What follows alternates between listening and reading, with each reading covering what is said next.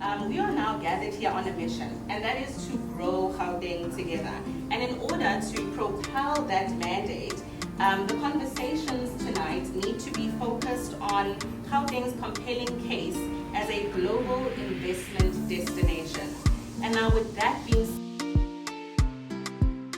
and government is not expected to create jobs, but to create an enabling environment.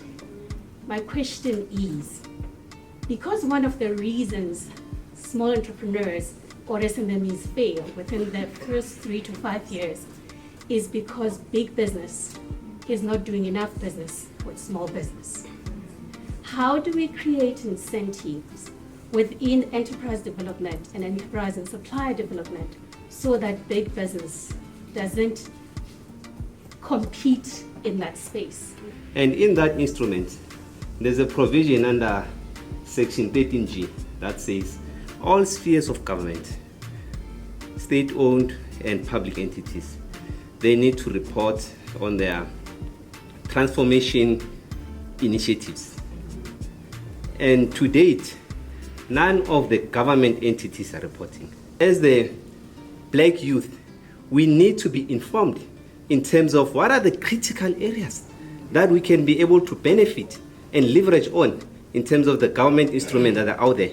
But then majority of us are not aware because we don't have access to information. And the people that are also participating in that space, they are setting it aside and they're fencing all the opportunities among themselves. He did kill himself because, again, for going for 16 months of not being paid, being a breadwinner. So that family has suffered, they've lost the person, and which is not right. Actually delved into what we should be conversing around. And look, I appreciate the history that the MEC has given us as a background. I was actually still anticipating him to even go and answer the questions that he actually posed himself to say, these are the questions that I want us to engage on. Maybe he's still to do that.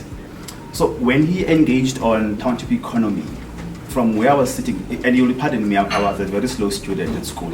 I wanted to be a doctor, that's why I never made it. He mentioned then that there is a township economy, it exists, right? And he tried to advocate for that. Can we then confidently say that township economy is actually contributing towards Black people in particular having ownership in terms of means of production?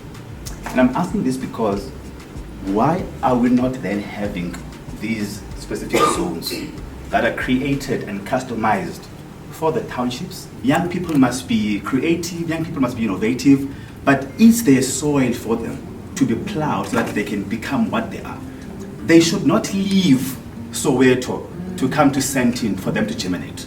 It's a question in terms of when are we then going to have those things being moved into the right places so that we don't, I mean, it's a good thing that there's a road in Alex. It's a good thing.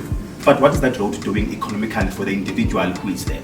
Can we confidently say a young lad who was in Alex 5 years ago, if we were to take a young man now of his age, is he then, benefiting from the idea that we've got the road? It's a good thing that they can travel up and down and whatnot. But the problem is that they still need to move from Alex to a certain area for them to be in a position where, we can say then that they can even have access to the economy.